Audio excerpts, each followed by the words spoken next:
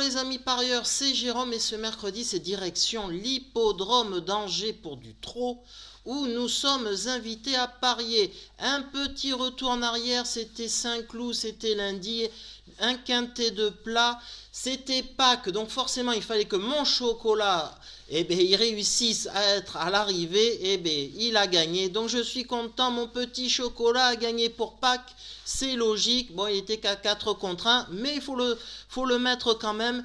Et mon tuyau a terminé 3e à 12 contre 1. Donc je suis content. Ensuite, pour l'offre payante de la sélection Top of the Pro, comme bien souvent, a donné le tiercé, le quartet, le quintet. Donc bravo au meilleur pronostiqueur que je juge au niveau de ces journalistes de handicap plat et qui concerne les courses de trot. Rien de spécial, il y a un petit trio en 4, quelques couplets gagnants, mais rien, pas de grosses cotes.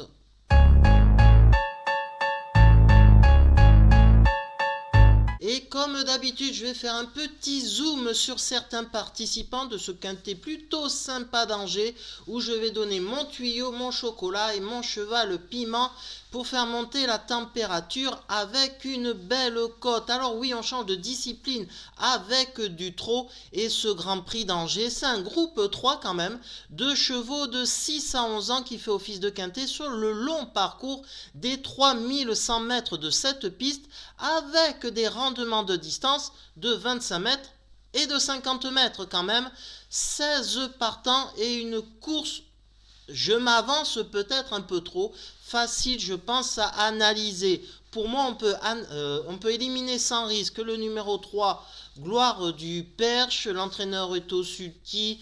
Bon, je prends un risque quand même. Le 4 d'Acero, il fait plus rien de bon depuis longtemps. Le 8, Farrell Seven, Bazir met son apprenti au sulky. Le 12, Ganet de Banville, c'est son fils qui est au sulky à 50 mètres quand même. Le 13, Inadurib, c'est quand même une jument de classe, mais au trop monté. Le 15 Hirondelle du Rib, c'est pareil. Et puis le 16 Earl Simon, bon le cheval il n'a pas couru depuis un an ou deux, enfin voilà, il n'y a plus rien de bon pour l'instant. Et donc à rayer pour moi, j'en mets un paquet. Le 3, le 4, le 8, le 12, le 13, le 15, le 16, j'en mets la moitié, quasiment à la poubelle. On verra ce que ça donne. Bon, après, il en reste plus que pas grand chose, je crois qu'il en reste plus que 9. Bon, voilà, je vous annonce ce que j'ai choisi. Allez, on passe à la rubrique en vrac. Ce sont mes non-choix des chevaux qui peuvent faire l'arrivée. C'est de nature une affaire d'impression. Et il va y en avoir plus qu'un seul. Et ça sera d'ailleurs en cas de non-partant. C'est mon regret. C'est le numéro 2, Giborwell. Oui, il peut faire l'arrivée. Pourquoi je ne l'ai pas mis le cheval? C'est le frère de Mathieu, Jean-Étienne, qui est au sulky. C'est un cheval, j'ai remarqué quand même maintenant depuis que je fais l'analyse des quintets et des courses de trot, qui préfère largement les courses de vitesse. Mais il peut faire quand même une 4e, 5e place avec un bon parcours. Bon, il fallait que j'en élimine un, c'est mon regret les amis. Et que nous dit son entraîneur Gibor Well, c'est Mathieu Abrivard. Et comme quoi le cheval s'est lancé en seconde ligne sur une courte distance dernièrement. Il s'est montré fautif alors que j'essayais de le rapprocher, mais il était trop loin. Il n'a pas un très bon programme actuellement. Sa forme est sûre. Il joue à domicile et s'élance au premier poteau, mais l'opposition est relevée. Il va devoir raser les murs pour essayer de prendre un petit chèque. Allez les amis, on passe à mon tuyau, à mon chocolat et à mon piment. Mon chocolat dans cette course, et d'ailleurs que je vais mettre en tête de ma sélection, ça sera le numéro 11, Gaspard Dubrion. Comme je vous l'ai dit juste avant, il y a 2 pensionnaires de Mathieu Abrivard et c'est le choix de Mathieu de le driver sur le numéro 11. Bon déjà, il est de meilleure qualité et puis il est aussi très bien engagé. C'est le mieux engagé du 2e poteau. Abrivard lui a fait une petite rentrée au cheval et ferré et là il est D4 pour cette course visée. Et une petite info stat les amis, car j'adore les stats, je fais mes pronos par rapport aux statistiques. corde à droite, c'est un lion, c'est du 4 sur 4 dans les 3 premiers. Et que nous dit son entraîneur Mathieu Avrivard, Gaspard de Brion a bien tenu sa partie dernièrement pour sa rentrée alors qu'il était ferré, il avait connu une baisse de régime auparavant, mais il est désormais revenu au top. Il va bénéficier d'un bon programme dans les prochains mois en province. Mercredi, il est bien engagé, même s'il faut rendre 25 mètres. On va essayer de briller à domicile, c'est une bonne base de jeu. Mon tuyau dans cette course, ça sera le 6, Grâce du Dijon. Pourquoi ? Il y a Eric Raffin, il est déféré des 4, c'est une bonne droitière et c'est une jument très régulière. C'est du 20 sur 28 dans les 3 premiers déférés des 4. Donc c'est un choix évident. Et que nous dit Charles Dreux, son entraîneur? Grâce du Dijon découvre ici un bon engagement, même si elle rend la distance. Elle est très bien physiquement, les années n'ont pas d'emprise sur elle. Elle courait très bien au sulky en fin de meeting. Horace Dugoutier et Gaspard de Brion sont de sérieux clients. Elle est compétitive pour une très bonne place. À droite, elle est à l'aise. Et mon piment dans cette course, ça sera le numéro 10, Horace Dugoutier. Alors oui, c'est un piment qui va pas être très relevé, je suis d'accord avec vous, mais je vais pas jouer des chevaux que je ne sens pas, qui sont pas très fiables. Il gagne une course sur 2, ce cheval, c'est de 18 sur 38 au niveau des victoires. Voilà sa musique. Et la dernière fois, il a montré sa forme puisqu'il a été deuxième au monté. Oui, d'accord, vous allez me dire, mais c'était un groupe 1 quand même. Donc on peut lui faire confiance. Et puis Hugues Montulé le connaît très bien, son driver. Et d'ailleurs, qu'est-ce qu'il nous dit Hugues Montulé? Horace Dugoutier n'était pas au mieux lors de ses 2 tentatives à l'attelage cet hiver. Il a effectué de très bons débuts sous la selle dernièrement. Il a bien récupéré, cette course lui a été profitable. Il avait remporté l'étape du GNT sur ce parcours au mois de septembre. Gaspard de Brion qui nous a toujours devancé, Grâce du Dijon, seront nos principaux rivaux. Sa place est dans les 3 premiers. Allez, on passe à la rubrique feu vert. Ce sont des chevaux que j'ai mis dans ma sélection pour une raison bien particulière.